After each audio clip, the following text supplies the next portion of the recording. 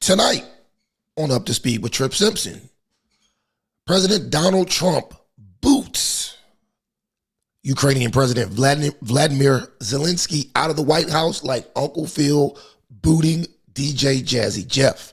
Also, the Blackout boycott appears to be a complete and utter failure. All that and more on tonight's episode of Up to Speed with Trip Simpson. The following program is rated TV MAL. It contains strong language and is intended only for mature audiences.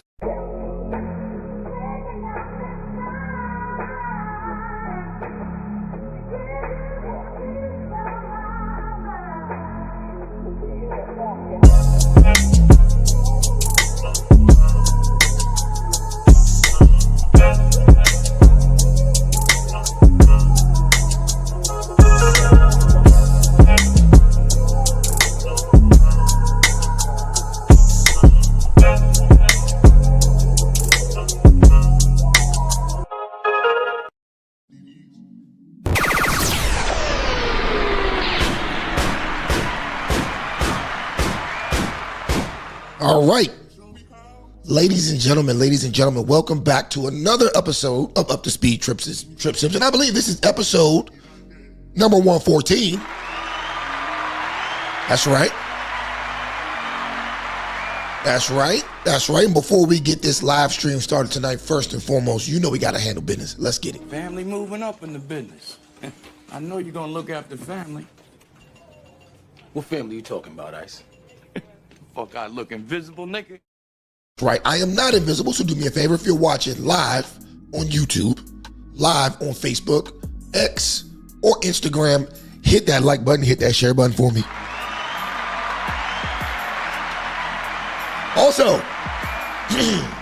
Also, if you're feeling generous, we got the Cash App right up top here. That's $ at TrippinADZTV. Or you could also hit the Super Chat. Let's get it.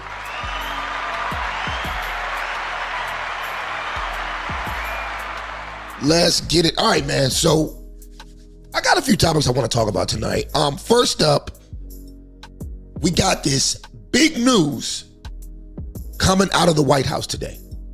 Okay? Now hold on real quick. Let me make sure I got my audio straight. Because last time this shit screwed all up on me. Make sure my audio's straight real quick. All right, boom. We're good to go. All right? Cool. All right, so we got this major news coming out of the White House. And man, oh man, am I proud to be an American on this fine, final day of Black History Month 2025. Let's go. I'm proud to be an American today. I'm very proud. President Trump sent a clear message to the entire world today, and I have to say that for the most part, President Trump is doing almost everything that I voted for him to do. Look at my African American. He's doing everything I asked him to do. Are you the greatest? Everything almost everything that I voted for him to do, he is doing. Now, in case you've been hiding under a goddamn rock all day, all right, FYI, President Trump literally kicked Vladimir Zelenskyy, who is the current president of Ukraine, out of the White House today. Okay? He kicked him out of the White House after he took it upon himself to backtalk and challenge the president and the vice president in front of the entire world, like live in 4 motherfucking K. And man, oh man, did it not end well for him. Okay, so real quick, what we're gonna do is we're gonna go to that video and play about 8 or 9 minutes of it so you can see for yourself how a real president handles himself with these entitled countries thinking that the U.S. owes them something. All right, so let's get to that. Give me a second, let me get this up. All right, here we go, right here.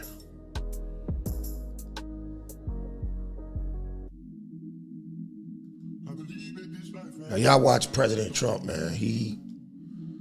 was in rare form today. Him and J.D. Vance, by the way. All right, let's get it. Well, if I didn't align myself with both of them, you'd never have a deal. You want me to say really terrible things about Putin and then say, "Hi, Vladimir, how are we doing on the deal?" It doesn't work that way.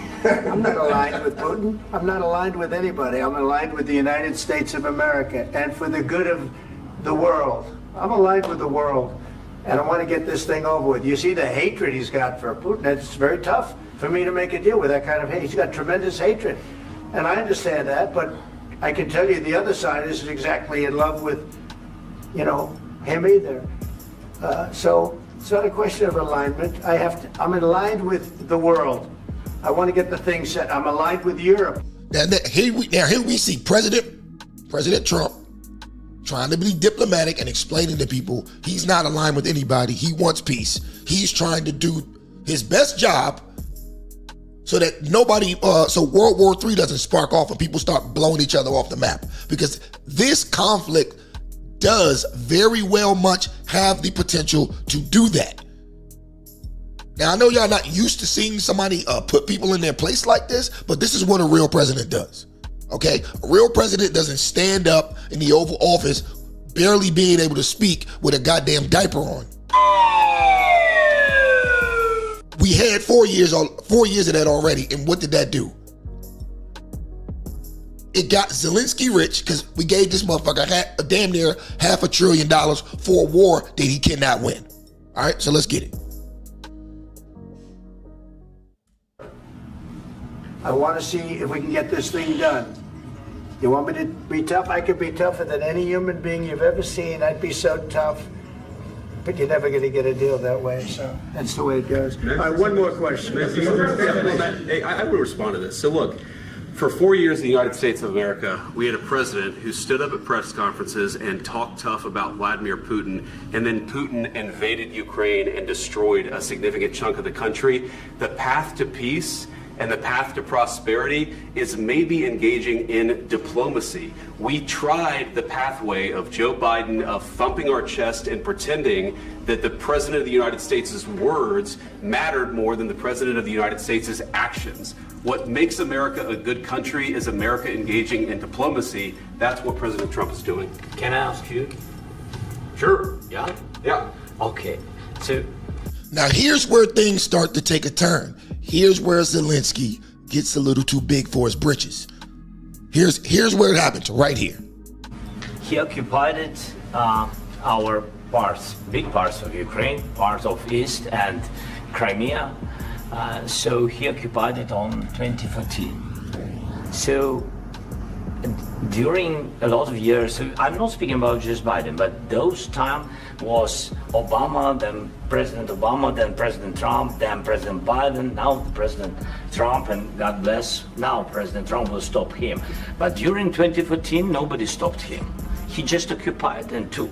He killed people. You know what the contact line? 2015. 2014. 2014 and 2014. Yeah. So I was not here. Yeah, but That's exactly right. Yes, but during 2014 till 2022, yeah, the situation the same. The people have been dying on the contact line. Nobody stopped him. You know that we had conversations with him, a lot of conversations, my bilateral conversation, and we signed with him, me, like a new president. In 2019, I signed with him the deal. I signed with him, Macron and Merkel, we signed ceasefire. Ceasefire, all of them told me that he will never go. We signed him with gas contract. Yes, but after that, he broken it. Like, okay, real quick, do you guys understand what we're watching right here? Right? They bought this idiot out just to do a press run to announce to the world the new deal that they had gotten between him, Russia, and the US. Okay, and if you're not aware, the deal is that we offer our protection services to Ukraine and keep Russia off their back as long as Ukraine agrees to give us a portion of their cobalt. If you don't know what cobalt is, look it up. It's a very expensive mineral that Ukraine has a ton of. Okay, and the deal that we're looking at is like $500 billion a year in $500 billion a year in cobalt. So they bought him out literally just to talk about that, sign the paper and roll. But Zelenskyy couldn't hold it in. He had to get off his 2 cents to try to tell J.D. Vance and President Trump how he felt about the situation, when in actuality, it doesn't matter how you feel.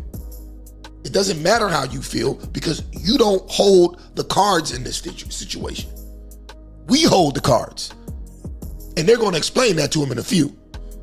This ceasefire. He killed our people and he didn't exchange prisoners. We signed the exchange of prisoners, but he didn't do it. What kind of diplomacy, JD, you are speaking about? What do you mean? I'm talking about the kind of diplomacy that's going to end the destruction of your country. Yes, but if you Mr. President.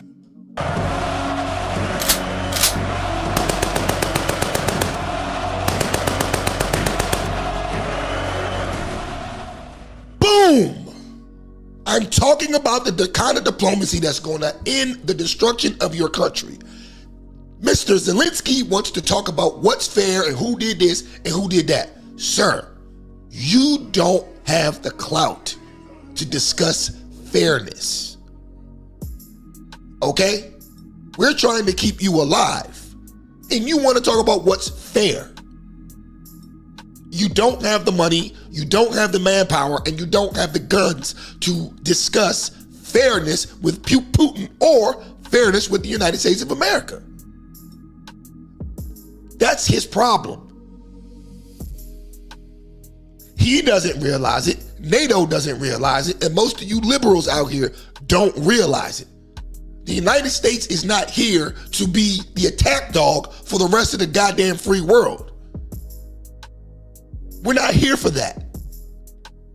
But apparently, we've had such soft leadership over the past few years that that's what people think. Because Zelenskyy thinks he can take his little punk ass up to our White House and talk to the Vice President of the United States like we owe him something.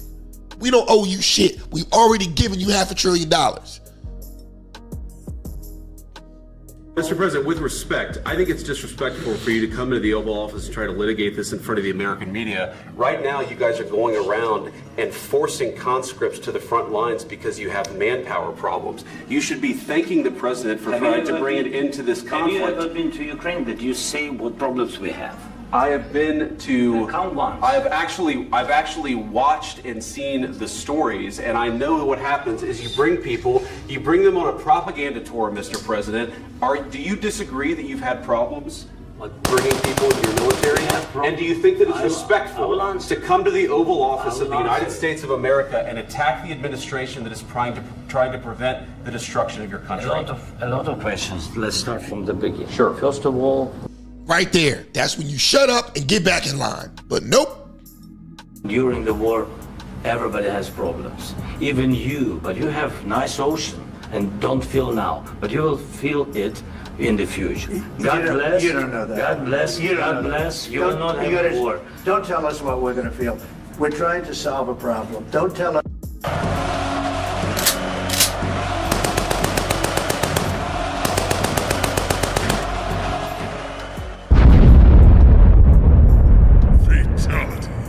Us what we're going to feel. I'm not telling you. Because you're in no position to dictate that. That's exactly what you're doing. You're in no position to dictate what we're going to feel. We're going to feel very good. You will feel influence. We're going to feel very good and very strong. You will feel influence. You're right now not in a very good position. You've allowed yourself to be in a very bad position, and he happens to be right about From it. the very beginning of the war. You're not in a good position. I You don't was have the cards right now. With us, you start having not playing cards. cards. Right now, you don't. I'm very You're playing serious, cards. Mr. President. You're- Do you see this? You coming to me to beg for money and protection, but you want to talk over me on national television in my house. Like I'm supposed to stop talking and listen to you. This shit is crazy, bro. This is crazy. And you ought to see you ought to see the liberal outlets. They're saying that this man is brave. He was a brave man that stood up to Trump. Let's go, man. Johnny very George, serious. you're I'm gambling the with the president lives in of war. millions of people. You think- You're gambling with World War III. What do you think You're about- gambling with what do you World think War about- III. And what you're doing is very disrespectful to the country, this country. I'm That's with back all to you. respect to you. Far more than a lot of people said very they respect. should have. Have you said thank you once? This A lot entire of meeting? times. No, in this Even entire meeting, today. have you said thank Even you? today. You went to Pennsylvania and campaigned for the opposition in October. Offer some words of appreciation for the United States of America and the president who's trying to save your country. Please, you think that if you will speak very loudly about the war, you He's can... not speaking loudly. He's not Yeah. speaking loudly. Your country's Can I- in big can- trouble. can I Wait a answer? minute. No, Can you've I done a lot answer? of talking. Your country is in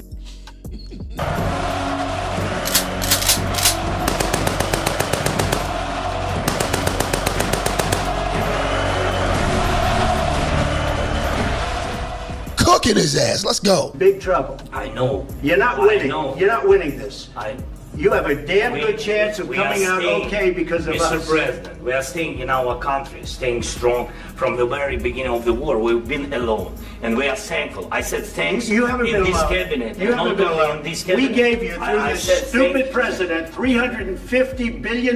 You voted we gave for you your military president. equipment. You and you voted men for are your brave, but they had to use our military. What about if you didn't have You our invited military me- equipment, you invited if me you to didn't speak- have our military equipment, this war would have been over in 2 weeks. In 3 okay? days, I heard it from Putin. In 3 days, this is something Maybe new. less. In 2 weeks, of course, yes. It's going to be a very hard thing to do business like this. I Again, tell you. just say thank you. I said a lot of accept times that there, thank you accept to that- American people. Accept that there are disagreements. Ladies and gentlemen, do me a favor real quick. If you're watching live on Instagram, do me a favor, hit that like button, hit that share button. If you're watching live on YouTube, hit the like button for me. Hit the share button. Also, if you're on X, do the same thing. All right? Help us get off into the algorithm. Also, don't forget to comment in the live chat below. It helps the algorithm put us on the map just a little bit more. Okay? Thank you very much. And let's go litigate those disagreements rather than trying to fight it out in the American media when you're wrong. We know that you're wrong. But you see, I think it's good for the American people to see what's going on. I understand, sir. I think it's I very understand. important. That's why I kept this going so long. You have to be thankful. You don't have the I'm cards. thankful. You're buried there. Your people are dying. tell you You're again, running I low know. on soldiers. Don't- Listen, don't please, you're running Mr. low on President. soldiers. It would be a damn good thing. Mr. And President. then you tell us, I don't want a ceasefire. I don't want a ceasefire. I want to go and I want this. Look, if you could get a ceasefire right now, I tell you, you take it so the bullets stop flying and you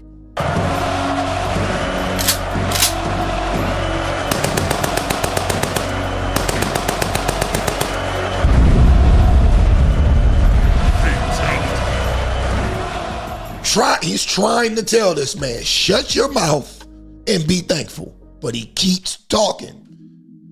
Like if it's one thing, everybody ought to know at this point.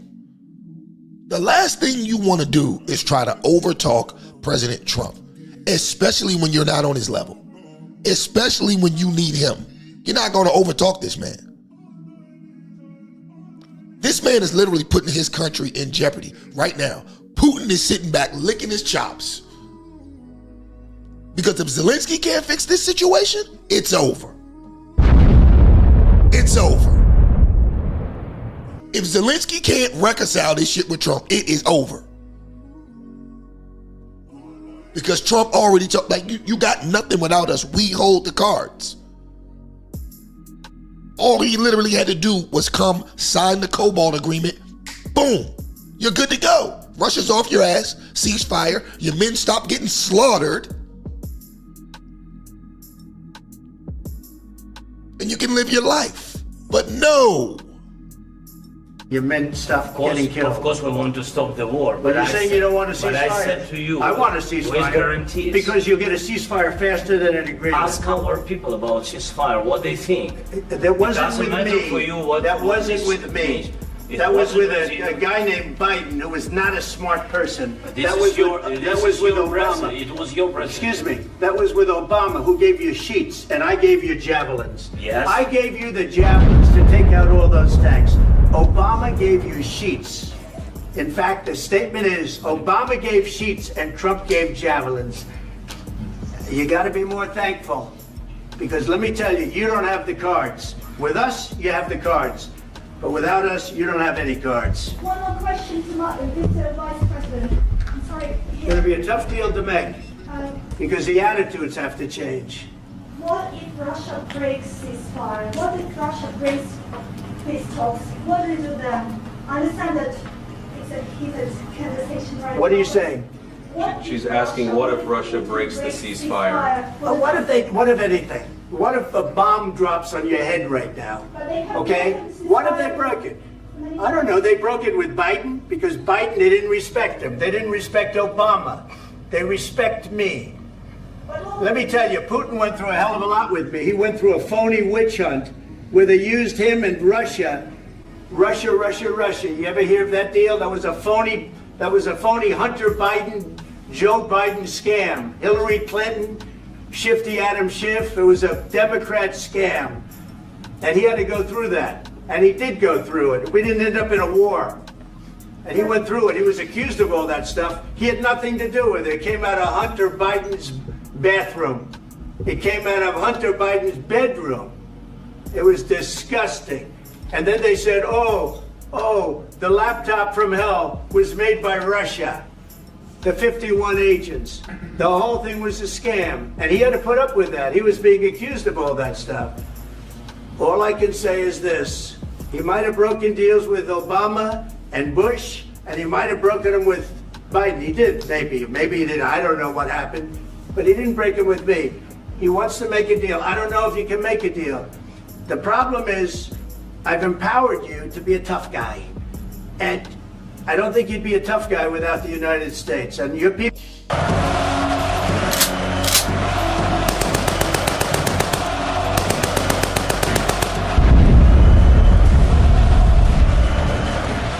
Bro, he's cooking this dude, bro. Let's go. It's almost over. People are very brave. But you're either going to make a deal or we're out. And if we're out, you'll fight it out. I don't think it's going to be pretty, but you'll fight it out. But you don't have the cards. But once we sign that deal, you're in a much better position. But you're not acting at all thankful. And that's not a nice thing. I'll be honest, that's not a nice thing. All right, I think we've seen enough. So there we have it. Okay? There we have it. Now, not only did Trump silence this joker for the whole entire world to see, okay? Rumor is he canceled their lunch date and kicked his ass out of the White House for good measure. All right, check this out. This is a report from Fox News. This happened right after this happened. This report from Fox News came out. All right, hold on, give me a second.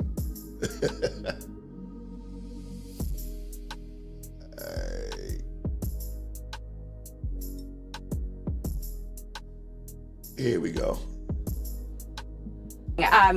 This is what I was told. The president has kicked Zelenskyy out of the White House.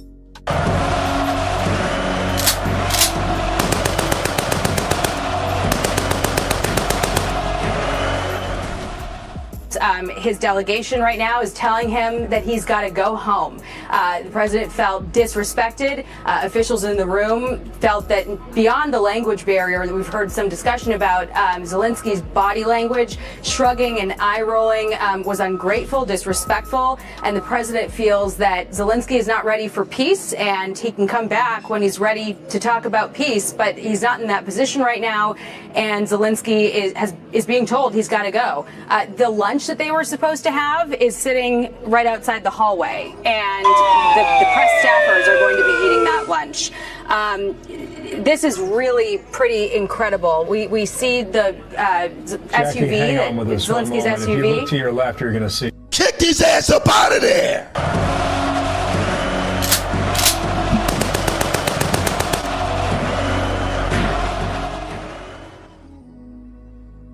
America's back, baby.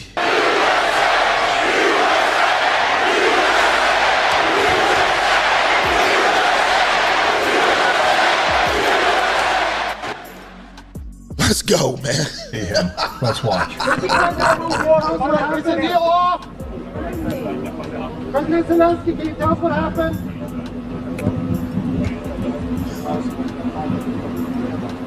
All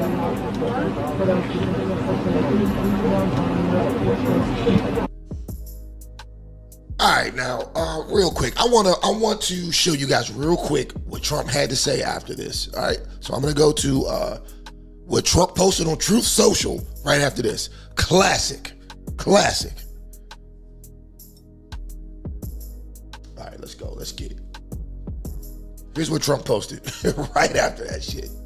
All right, boom. All right, so Trump says, we had a very meaningful meeting in the White House today. Much was learned that could never be understood without conversation under such fire and pressure.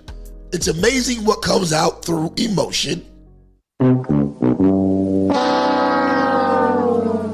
And I have determined that President Zelenskyy is not ready for peace if America is involved, because he feels our involvement gives him a big advantage in negotiations. I don't want advantage. I want peace. He disrespected the United States of America in its cherished Oval Office. He can come back when he's ready for peace.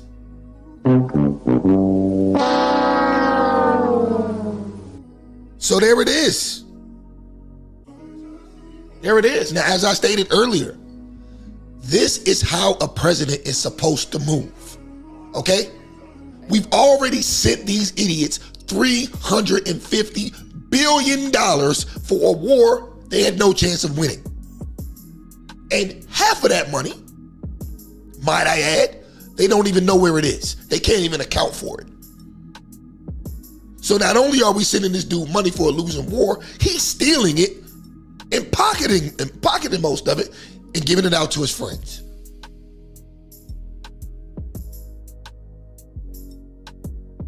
And to top it off, this nigga has the nerve to walk his punk ass up into the White House and act like we're the ones that need him.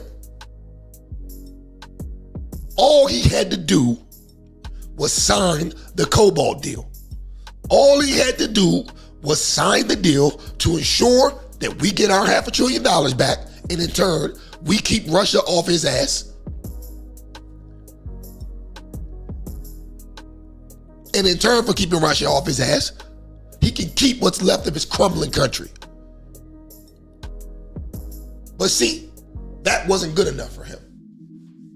That wasn't good enough for him because he was so used to that old man Biden just handing them blank checks that he got delusional in the sense that he doesn't realize that the American people don't give a shit about Ukraine. The American people don't give a shit about Ukraine or NATO. We don't want to be involved in any of this nonsense. And it's funny too, because you got the Western European and NATO media and liberal media in the US calling Zelenskyy a hero for standing up to Trump. But I bet you your next paycheck that they ain't about to hop they soft asses into that conflict with Russia without us, because Russia will wipe the floor with them all. The entire NATO needs to come to Washington, D.C. and kiss the ring. The American people aren't interested in being Europeans' attack dog any longer. We paid more into this war than any of the goddamn NATO countries combined. So if NATO is upset, oh well. What they gonna do about it? Trump don't want to be in NATO no more anyways, and neither do the American people. So it's simple. It's either Zelenskyy signs over that cobalt or Putin sticks his foot further in their asses. That's it, and that's all. I mean, this fool, like I said, got damn near $500 billion up, all the way up on us. And still has the nerve to pull up and ask for more. Trump ain't no goddamn fool. See, Zelenskyy wants what he can't have, and that's that land that Russia annexed from them over the past 20 years. See, instead of just accepting this reality and moving on for the good of his country's people, He chooses greed. He chooses greed over common sense. Also, his attempts to join NATO are also a huge concern for Russia. See, Ukraine joining NATO or flirting with the fact of joining NATO, right? That would be like China trying to put up a military base in Tijuana, Mexico. All right? If that were to happen, we'd be striking that shit down day one. Day one. At the end of the day, Russia has the right to do what's best for its national security, just like we do. Okay? With the amount of violations that NATO has committed since 1991, like we have no actual argument against any of the things that Russia's been doing. The amount of shit that NATO's done since 1991 that violate the agreement they had when they broke down the Berlin Wall, the amount of violations is egregious, right? NATO wasn't supposed to expand 1 inch past East Germany. Okay, now look, they all the way damn near in Ukraine now. So what the hell is Russia supposed to do? What are they supposed to do? Sit back and let it happen? Let the agreements just get defaulted on? Nah. I'm surprised they haven't done more. So technically, in a technical sense, they're justified in taking action. But anyway, we'll see how this unfolds. I want to get on to the next topic. So, moving on, we got to discuss this boule boycott you Negroes have been hyping up all week.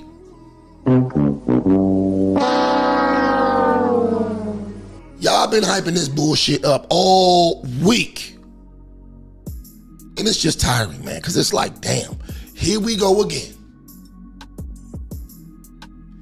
Here we go again. This is just more proof as to how unhinged, uninformed, and unintelligent Black folks in America are as a collective unit. Once again, I'm saying as a collective unit, not that we don't have intelligent people in our rank and file, because we do. Okay, now, unfortunately, the majority of the people that we have speaking on our behalf in public are idiots. Straight up idiots who don't have your well-being in mind. They don't have your well-being in mind because they manipulate you into doing stupid shit. For example, the February 28th blackout that you guys allegedly participated in today was just a bad idea. Flat out, dumbass idea. And I'll tell you why. First off,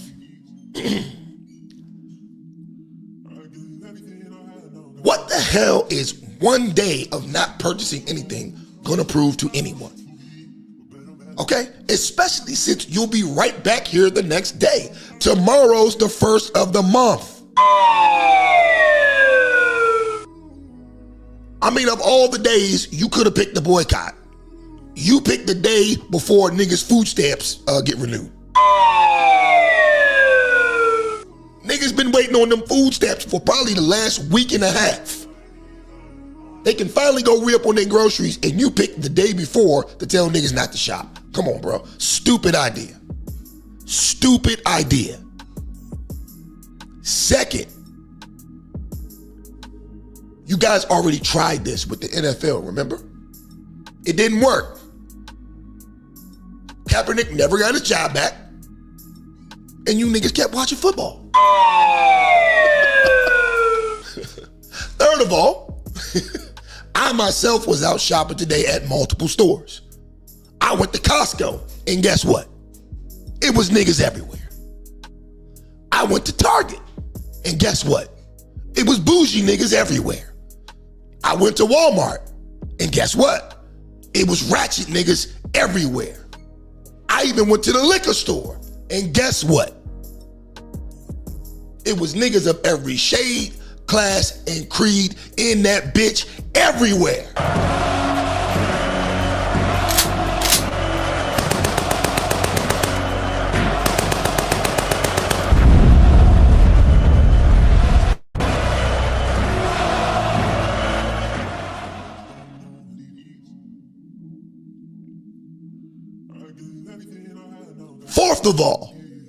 Fourth of all, you're doing all this nonsense for a policy that doesn't even benefit your community in the first place.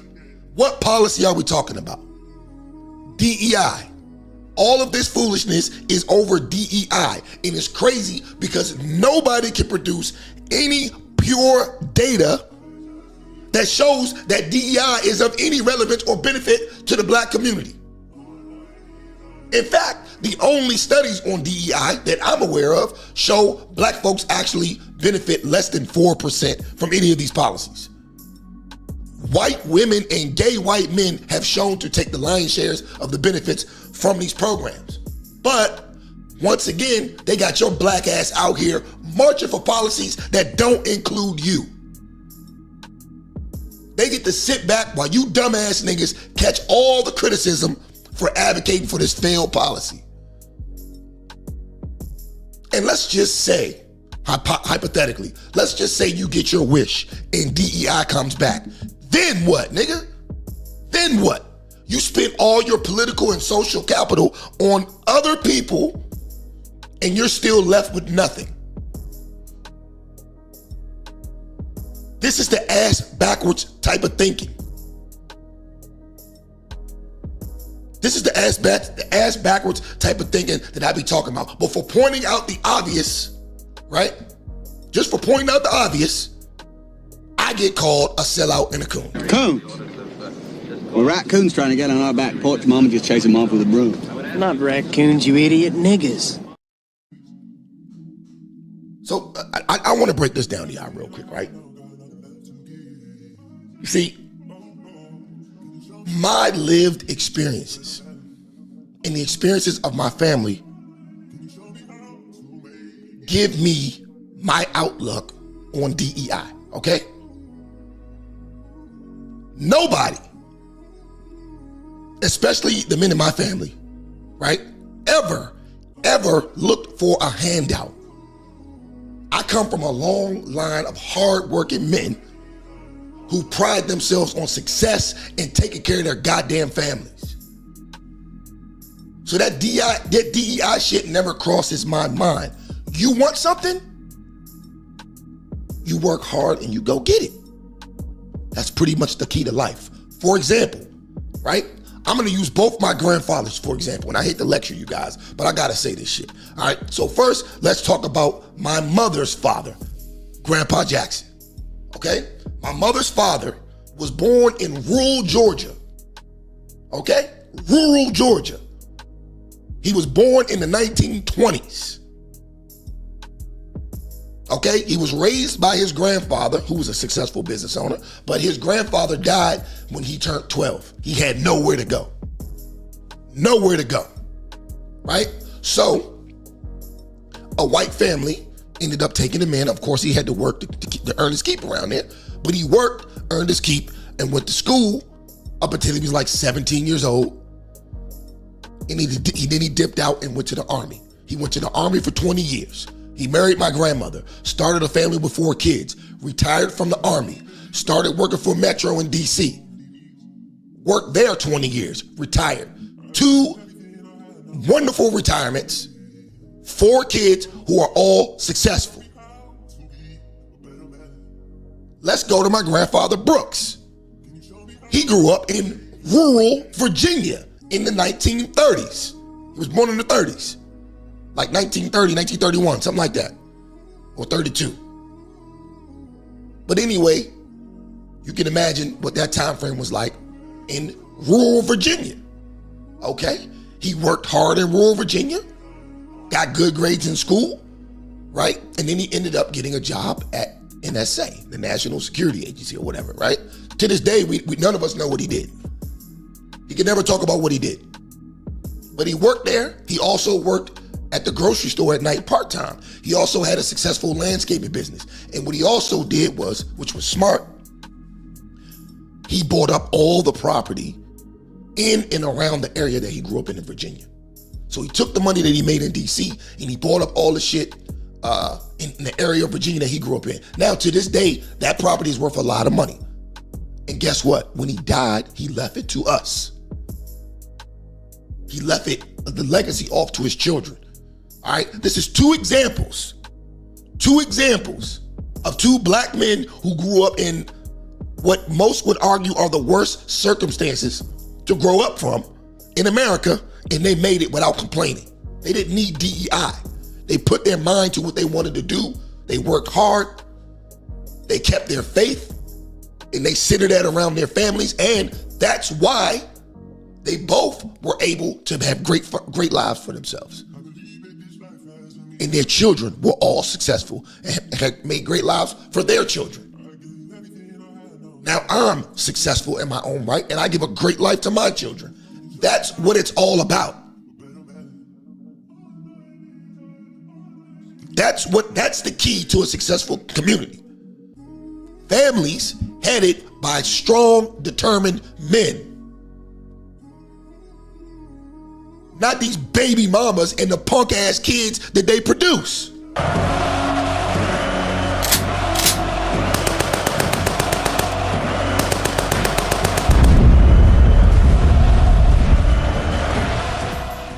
And no offense if you was born to a baby mama. I'm not shitting on baby mamas, but you know what I'm saying. Families have to be important again. Once you have a strong family, right? Then you have strong families around you. That's called a community. Strong families make strong communities. Weak families make weak communities. Hence, what you see in the black community every single day. Every single day. That's what you see. The product of weak families. Now, like I said, those are the type of men whose lineage I come from, okay?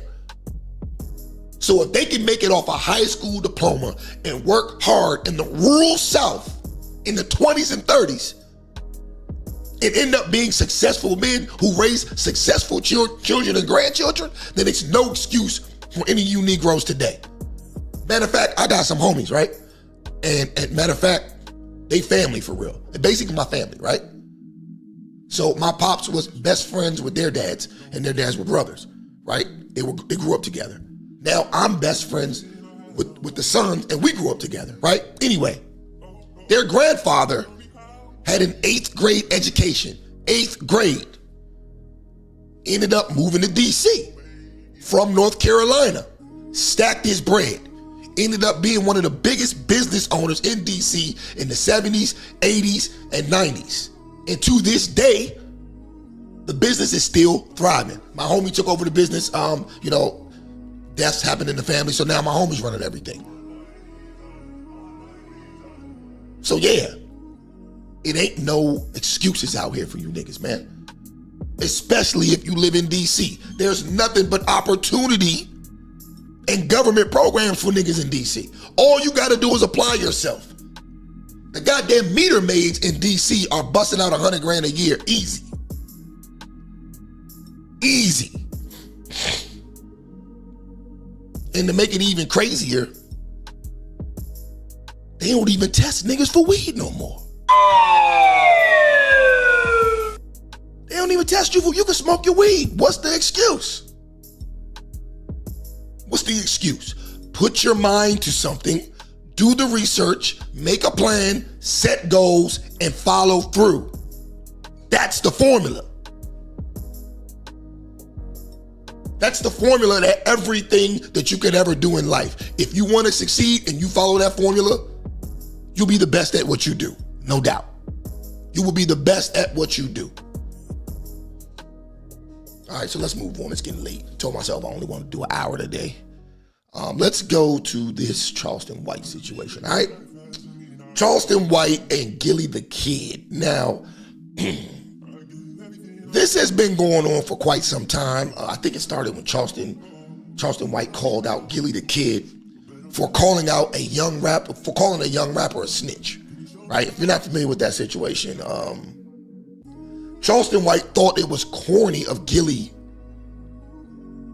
to, I can't remember the rapper's name, but I think he had that song called Corvette, right? So anyway, Gilly the Kid and his son, actually his son that died, Gilly the Kid and his son found out that this particular rapper had cooperated with the police in a murder investigation when he was 13 years old, right? Somebody killed his best friend right in front of his face, and he cooperated with the police to get the people who killed his friend arrested.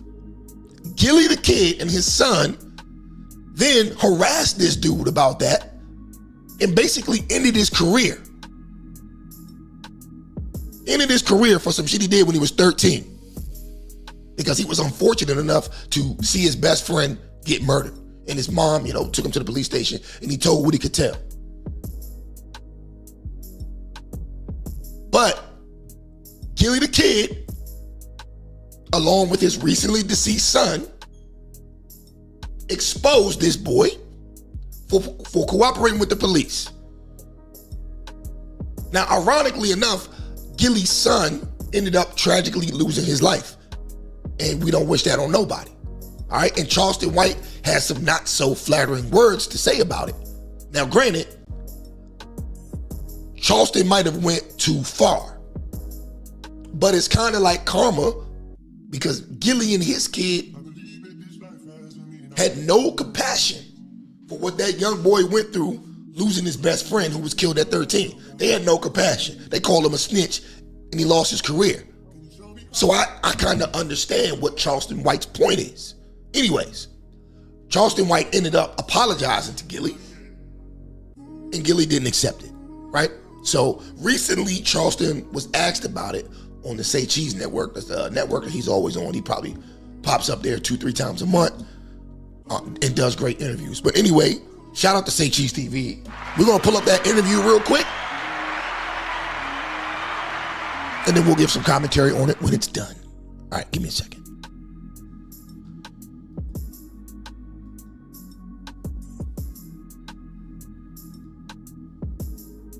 All right, here we go. All over the internet right now. I guess. Well, Shannon Sharp did the interview with Gilly. Shannon Sharp asked him about his son that was killed. And then your name came up. Yeah. And then Gilly said that he doesn't accept your apology. And you're only known for coming at people put in work. You haven't put in no work. And Gilly don't know what the fuck he talking about. Yeah, Gilly a weenie to me. I don't really like it. Never have liked it. Nigga, he was a ghostwriter nigga for cash money. He wasn't known for rapping. I'm really known in my city, not just in my city, in my state. Nigga, I'm really known for working in the community with children. Starting, nigga from J.D. Hall Learning Center, speaking at Sam Houston, Metro, mid-level. So I actually taught classes in the independent school district. Not only have I actually taught classes, nigga, I had after-school programs that was used and adopted by the Texas Juvenile Justice Department. Not only did they use my curriculums in my program, nigga, I used to train the state of Texas juvenile workers who actually work for the Texas Juvenile Justice Department. Not only did I train the state's juvenile workers, homie, they used to use my facilitators manuals. So, I mean, real quick, it's clear this man's put in work. A lot of people don't know that. A lot of people don't know that this man was an actual activist before he got on the internet. And he's actually done a lot of work. So for Gilly to say he don't put in no work and all this and all, what work has Gilly put in? Besides, ghostwriting for people that, perpetuate negative stereotypes about black men. What kind of work has he done? His podcast is entertaining. I ain't gonna lie. I've seen a few episodes and it's entertaining. Him and Wallow are very funny. I like Wallow. I think Wallow's an entertaining guy. But it's just strange to me, man, when you niggas talking about it's strange to me when you niggas talking about putting in work. Like, what does putting in work actually mean? What does it actually mean?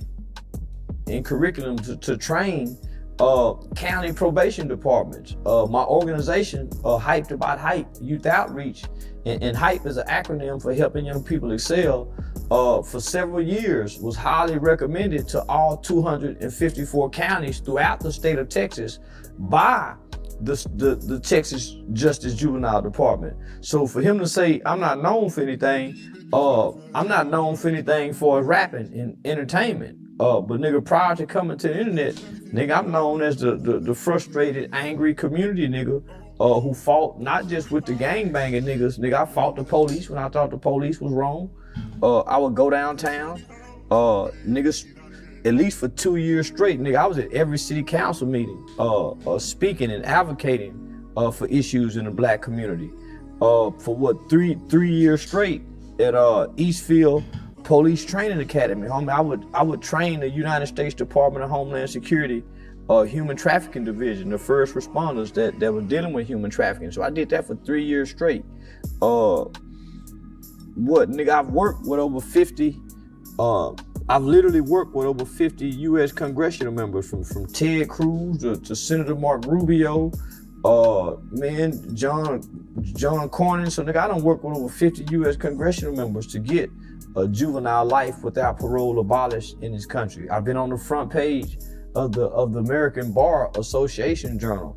I've done a national study in partnership and collaboration on fatherlessness and its effect in America on black youth. So I've actually done a study with the School of Journalism, the Walter Cronkite School of Journalism out of Phoenix. So nigga, all this is documented. I have an amicus brief that was sent to the Supreme Court with my name on it to have laws and legislation changed in America. So I don't know what that nigga talking about. He just hating. But the reason the bitch ass nigga hating is, let me just say, when I apologize, I sincerely apologize because he and I have mutual celebrity friends. And on behalf of Jason Lee, I got a lot of respect and admiration for Jason Lee. And so on behalf of Jason Lee and out of respect for our mutual friends, I gave a sincere apology on Hollywood Unlocked. Now, whether he accepted it or not, nigga, that's on him. I didn't play for the nigga to accept it. I didn't apologize for him. Nigga, I apologize for me. So whether he accept that or not. But one of the contrasts is that what I wanted to make is, this is why I align more with the Christian belief system rather than the Muslim, the Allah. Gillingham is Muslim, Allah. When I look at the Muslim Allah niggas, most of them niggas are angry, resentful, unforgiving. Muslims are not very forgiving people. The Christian people are very forgiving. Turn the other cheek. So let me just give you an example. Nigga, I said some horrible things about Gilly's son because he said some horrible things about me. Not only that, the nigga threatened to put his hands on me. Remember, I sent you the DM when the nigga threatened to slap me because I spoke in an interview about the Pop Hunter kid. It was him and his son. That's the kid named Pop Hunter. That's the one who they quote unquote exposed. Who exposed the Pop Hunter kid for snitching, right? This is after he done had King Von and Lil Durk on $1 Million Worth of Game. They singing Lil Durk lyrics. They not shaming Lil Durk and this nigga for smoking on Tuka and King Von for smoking on Tuka. They was actually celebrating King Von and Lil Durk. Sung some of the lyrics along with him. They didn't chasten them niggas. So here come the kid Pop Hunter who released the song Corvette. He had Lil Uzi Vert on there.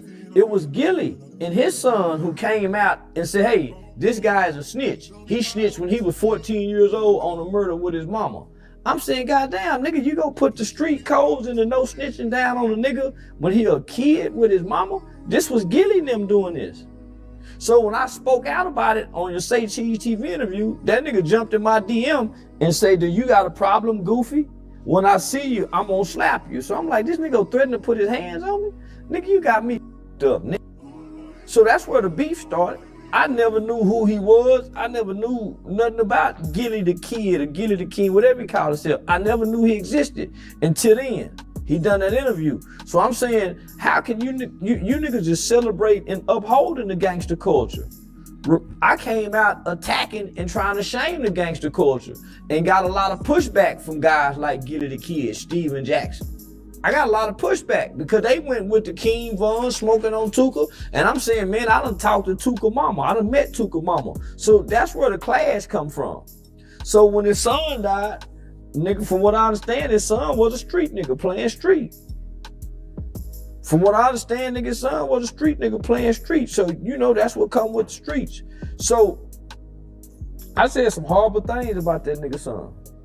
Nigga said some horrible things about me. So I made a public apology. Let me just make a comparison. This is why I admire the Christian. Look at Woody. Woody went Christian, Jesus, Bible, church. All these other niggas talking assalamu alaikum, mosque, no pork, none of that. Nigga, I said some horrible things about Woody mama and Woody daughter. Nigga, Woody was very forgiving. Woody was very forgiving, homie. So that's what warmed my heart about the nigga, homie. That's how I know he's sincere about really giving his life to the Lord. Me and this nigga had a long talk. Woody is very sincere about dedicating and really submitting his life to the Christian belief system, homie. So he was very forgiving. And I probably said even more horrible things about his daughter and his mother than I said about Gilly's dead son. So yeah, but Gilly's probably, I haven't had a brother or a sister that passed. I don't think you have. So Gilly's probably going through something that we don't even know how that feels. From what I heard, nigga, he wasn't really connected deeply with his son. He got another son he don't have nothing to do with. Nigga, that's just talk. But if I'm mourning and going through something, homie, yeah, I ain't bringing it to the internet. All right, and we're gonna leave it right there. We're gonna leave it right there. Like I said, I gotta side with Charleston White here. These rappers are going to be, if not already, the death of the black community. Okay? These people are the biggest influencers that we have. And most of these people are shining examples of what citizens should not be in a thriving community. I mean, think about it. These people have everyday average citizens who don't make money off the streets, scared to report crimes in their own community, upholding the street code because it's what the rappers say.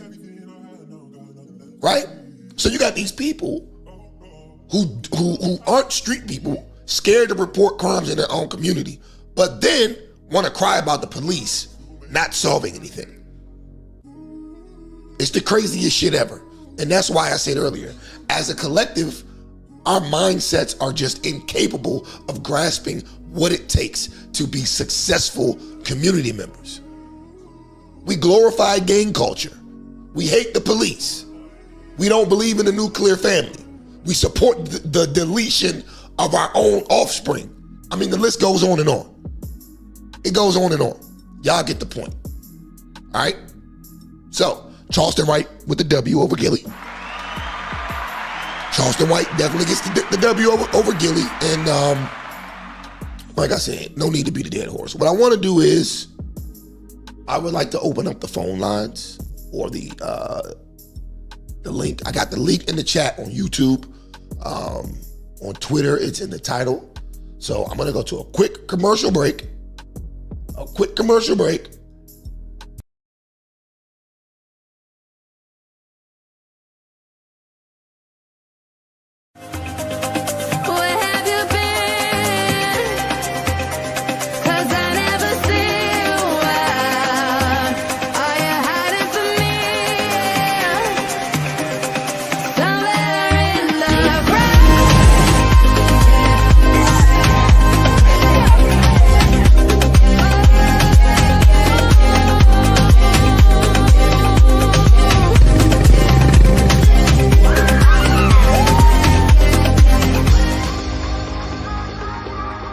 Up to it, down to it, for those who don't do it. Jungle Juice.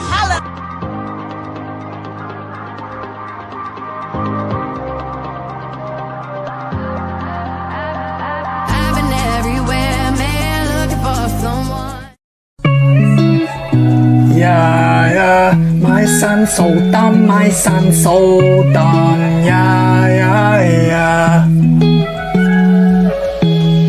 My son so dumb, IQ 21. He tried to make friends, but they call him Ching Chong. He eat the wonton, but he fat like Kim Jong. He's so ugly when he smile, he look like the King Kong. My son useless, can't play ping pong. He tried to get a date with the girl Soo Young, but she said hell no, cause he not that handsome. And my son so broke, can't buy the dim sum. Yeah, yeah, yeah, yeah. My son so dumb, my son so dumb. Yeah, yeah, yeah. My son is so dumb, yeah. He texts Mingly, but she pick me. Too bad he broke, can't buy the milk tea. If he talk back to me, then he get his ass beat. Cause if you try me, then I do the Tai Chi. Just listen to your mommy and go eat the kimchi. Or I sell your kidney for $2.50. Do not think I forgot you got being Chinese. Ancestor look down on you, go say sorry. Yeah, yeah, yeah, yeah. My son so dumb, my son so dumb. Yeah, yeah, yeah. My son is so dumb, yeah. My son so dumb, IQ 21. He tried to make friends, but they call him Ching Chong. He